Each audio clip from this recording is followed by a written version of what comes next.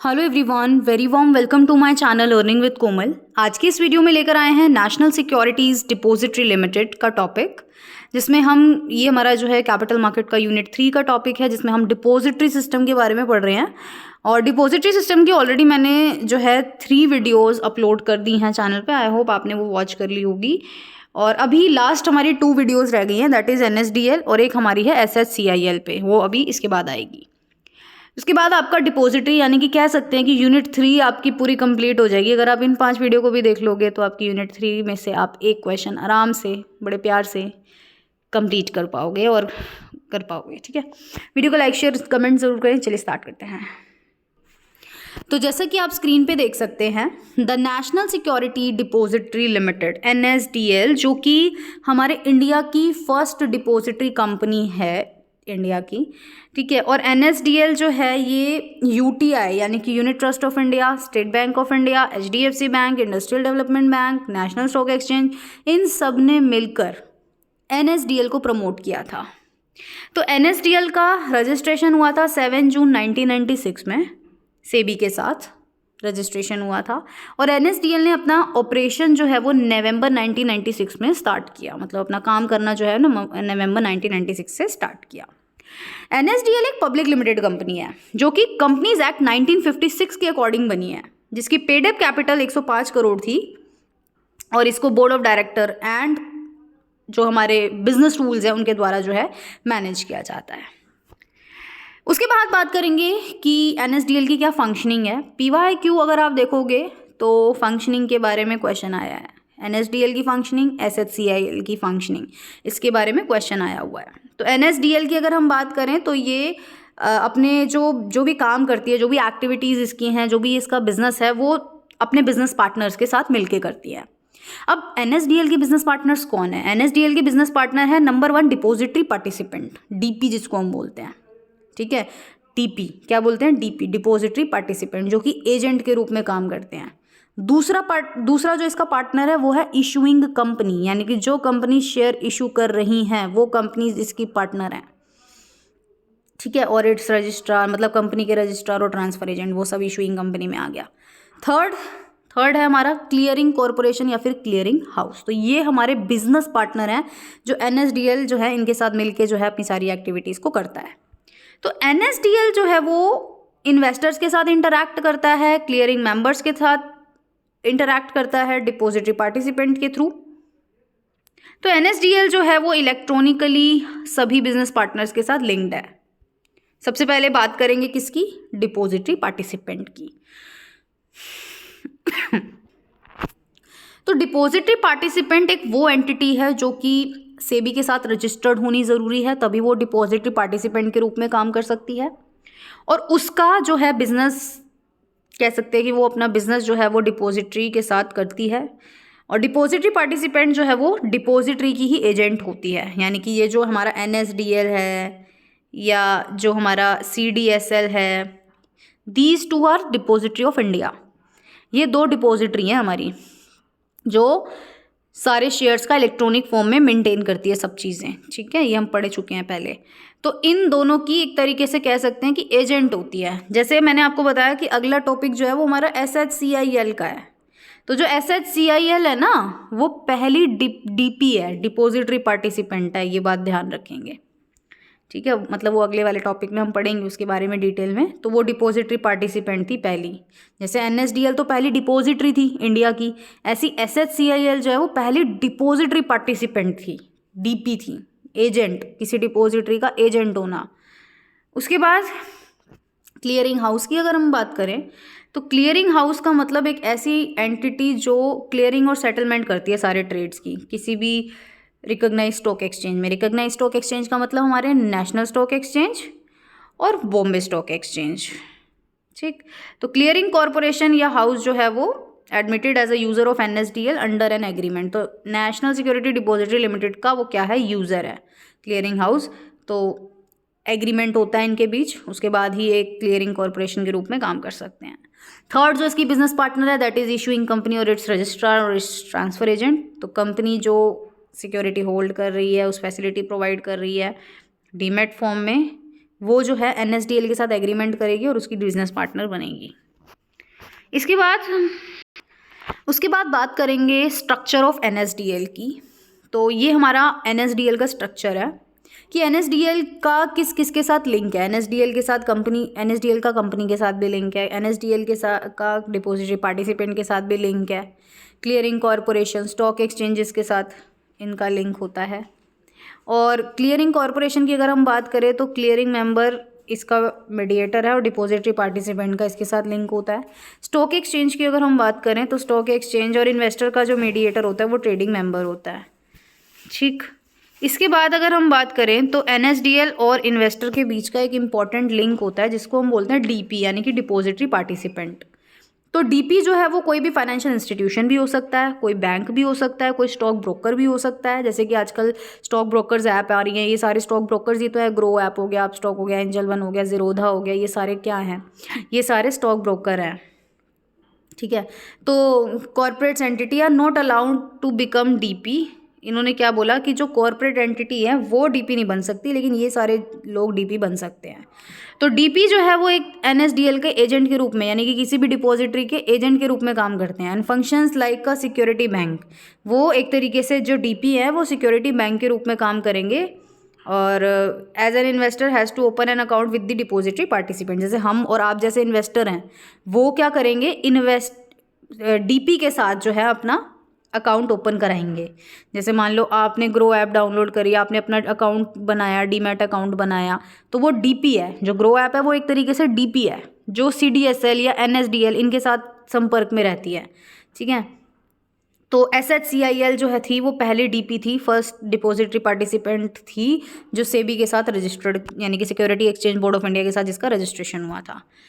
तो depository participant के अलावा जो अदर बिजनेस पार्टनर्स थे NSDL के, जिसमें इशूइंग कंपनी आ गई, उनके शेयर ट्रांसफ़र एजेंट्स आ गए, क्लियरिंग कॉरपोरेशन हाउसेज आ गए, ये सारे भी जो है इसके अदर बिजनेस पार्टनर हैं। मतलब कि NSDL के जो हमने बताया डिपॉजिटरी पार्टिसिपेंट तो है ही है, साथ में अदर बिजनेस पार्टनर कौन कौन? इशूइंग कंपनी, उनके शेयर ट्रांसफ़र एजेंट्स, उनके क्लियरिंग हाउस जो अभी हमने पढ़ा भी था। तो NSDL जो है वो क्या करती है, ट्रेड सेटलमेंट को भी फैसिलिटेट करती है और एक्चुअल सेटलमेंट फंक्शन भी परफॉर्म करती है बाय द क्लियरिंग हाउसेस। तो हम कह सकते हैं कि बिज़नेस पार्टनर जो हैं वो ज़्यादा इंपॉर्टेंट है NSDL के, ताकि वो अपने काम कर पाएँ। अगर बिज़नेस पार्टनर सही नहीं होंगे या वो उनकी हेल्प के बिना NSDL काम नहीं कर पाएगा, कहने का ये मतलब है। अब NSDL करता क्या है? NSDL जो है वो कुछ सर्विसेज ऑफर करता है, जैसे कि क्या? सबसे पहले मेंटेनेंस ऑफ अकाउंट्स। तो NSDL जो है ना वो इन्वेस्टर की होल्डिंग का अकाउंट मेंटेन करता है कि मान लो मैं एक इन्वेस्टर हूँ, ठीक है, थ्रू DPs मतलब डिपॉजिटरी पार्टिसिपेंट के थ्रू जो है वो NSDL क्या करेगा, अकाउंट्स मेंटेन करेगा। जैसे हम लोग क्या करते हैं, बैंक जाते हैं, हमारी ट्रांजैक्शन सारी बैंक के पास रिकॉर्डेड होती हैं। ऐसे ही एज एन इन्वेस्टर DP के पास, डिपॉजिटरी पार्टिसिपेंट्स के पास सारा हमारा होल्डिंग का रिकॉर्ड होता है। और NSDL जो है वो डिपॉजिटरी पार्टिसिपेंट के थ्रू ये सारा चीज़ रिकॉर्ड करके रखती है। However, it has a record of account of individual investor to ensure proper flow of information to companies। तो DPs के पास यानी कि कह सकते हैं NSDL DP के पास जो है अकाउंट्स, इंडिविजुअल इन्वेस्टर के भी अकाउंट्स का रिकॉर्ड होता है जिसमें सारी प्रॉपर, ताकि जो है ये इंश्योर हो पाए कि प्रॉपर फ्लो हो पाए इन्फॉर्मेशन का कंपनीज़ को। डीमटीरियलाइजेशन की अगर हम बात करें तो NSDL जो है वो डीमटीरियलाइजेशन सर्विस भी ऑफर करता है। ये एक ऐसा प्रोसेस है जिसमें आप शेयर सर्टिफिकेट्स को जो कि फिजिकल फॉर्म में थे उनको आप इलेक्ट्रॉनिक फॉर्म में कन्वर्ट करा सकते हो और उसको आप डीमैट अकाउंट में क्रेडिट करा सकते हो।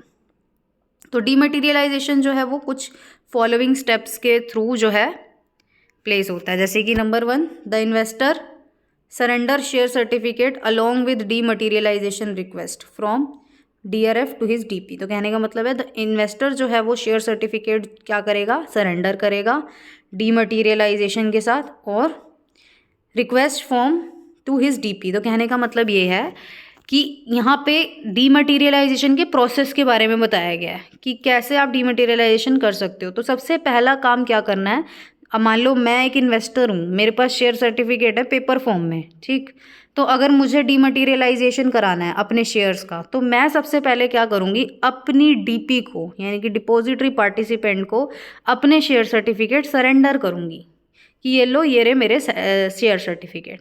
फिर डीपी क्या करेगा, डीपी जो है इस बात का नोटिस एनएसडीएल को देगा, इस रिक्वेस्ट का notice national security depository limited को देगा। उसके बाद डीपी जो है वो सर्टिफिकेट्स को सबमिट कराएगा रजिस्ट्रार के पास।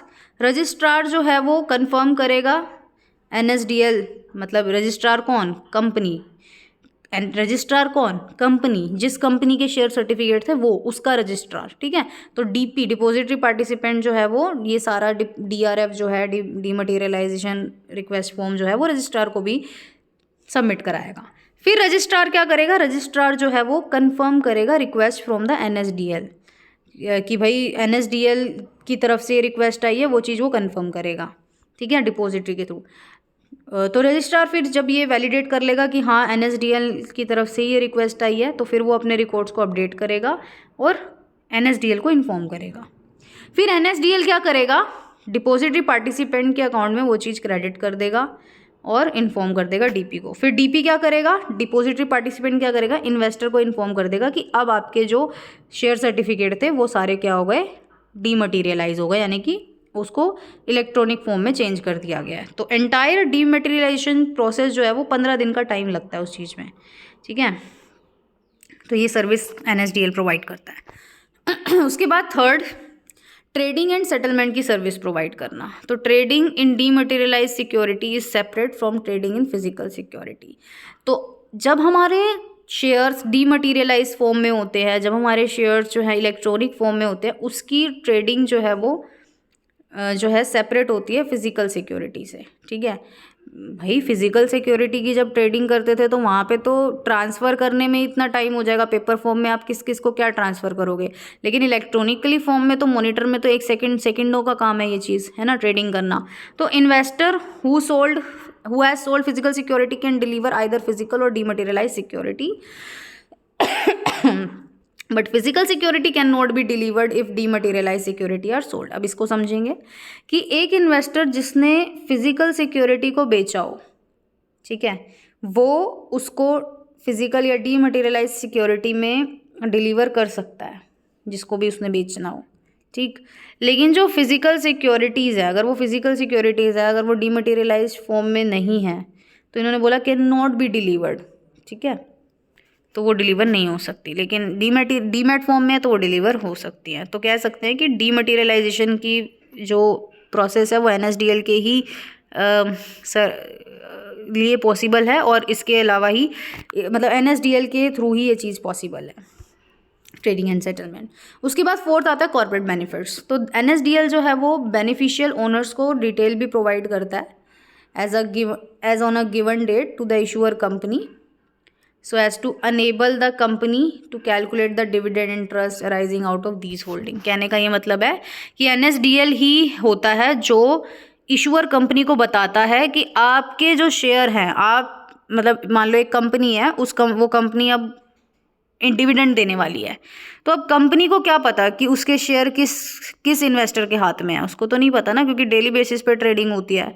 तो डिपॉजिटरी ही होती है जो कंपनी को सारी इन्फॉर्मेशन देती है, कंपनी एनएसडीएल ही होता है, डिपॉजिटरी ही होती है जो कंपनी को बताती है कि कौन बेनिफिशियल ओनर्स हैं जिनको आप बेनिफिट्स दे सकते हो, डिविडेंड दे सकते हो, जो भी इंटरेस्ट है वो दे सकते हो। तो ये भी सर्विस ऑफर करती है एनएसडीएल। उसके बाद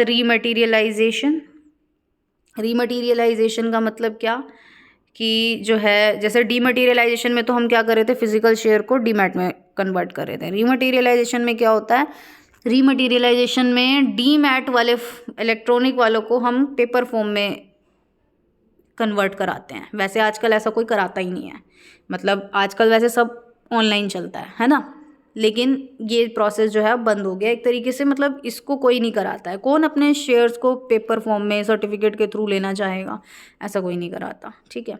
कहने का मतलब है आजकल सब इलेक्ट्रॉनिकली चलता है, ठीक है। इलेक्ट्रॉनिकली कराने के बाद, डीमटेरियलाइजेशन कराने के बाद आप सोचो कि मैं फिर से उसको पेपर फॉर्म में कन्वर्ट करा दूँ, रीमटेरियलाइजेशन करा दूँ, तो ये आजकल प्रैक्टिसेस में नहीं है, ठीक है। उसके बाद कुछ फंक्शंस हैं एनएसडीएल के। तो एनएसडीएल जो है वो कुछ फॉलोइंग फंक्शन परफॉर्म करते हैं डिपॉजिटरी पार्टिसिपेंट्स के थ्रू। एनएसडीएल क्या करता है, अनेबल करता है सरेंडर एंड विड्रॉल और सिक्योरिटी को एंड फ्रॉम द डिपोजिटरी, ठीक है, कि भाई अगर किसी को शेयर सरेंडर करने हैं, किसी को सिक्योरिटी विड्रॉ करानी है तो एनएसडीएल वो चीज़ करवाता है। एनएसडीएल जो है वो इन्वेस्टर की होल्डिंग को भी मेंटेन करता है इलेक्ट्रॉनिक फॉर्म में। एनएसडीएल जो है वो इन्वेस्टर की होल्डिंग को मेंटेन करता है स्टॉक एक्सचेंज पे भी। एनएसडीएल जो है वो ट्रांसफ़र ऑफ सिक्योरिटी को भी फैसिलिटेट करता है, उसको भी ईजी बनाता है। एनएसडीएल जो है वो स्टॉक लेंडिंग और बोरोइंग में भी हेल्प करता है। एनएसडीएल जो है वो फैसिलिटी ऑफ प्लेजिंग ये सब भी करता है। ठीक, तो आज के लिए सिर्फ इतना ही। वीडियो को लाइक शेयर ज़रूर करें। Thank you so much.